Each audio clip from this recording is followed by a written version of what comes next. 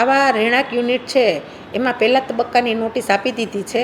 પછી જ્યારે અમુક સમય નક્કી કરેલો હોય ત્યારે બીજી નોટિસ એને આપવામાં આવે છે. પછી છેલ્લી અંતિમ ત્રીજી નોટિસ આપવામાં આવે છે.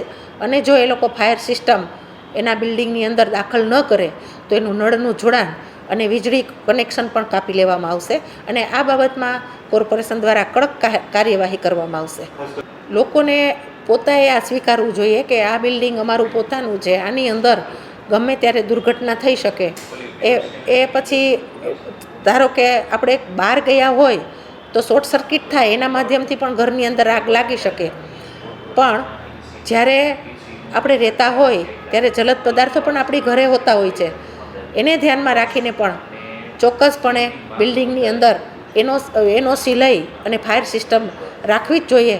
આ લોકોને હું ખાસ એટલા માટે કહું છું કે આપણી વ્યક્તિગત આ જવાબદારી છે. આ વ્યક્તિગત જવાબદારી આપણે ખરેખર નિભાવવી જોઈએ કે જેથી કરીને આવી દુર્ઘટના થતી અટકી શકે.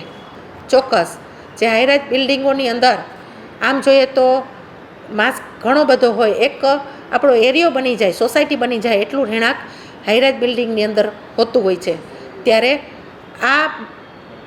આમાં જ્યારે કન્સ્ટ્રક્શન કામ ચાલુ થતું હોય ત્યારે ફરજિયાત ફાયર સિસ્ટમ દાખલ કરે એવા નિયમો પણ બનાવી છે. નોટિસ આપ્યા પછી 3 નોટિસ પૂરી થાય પછી જો કામગીરી ચાલુ નહીં કરેલી હોય તો તેનું વીજળી જોડાણ અને પાણી કનેક્શન કાપી નાખવામાં આવશે.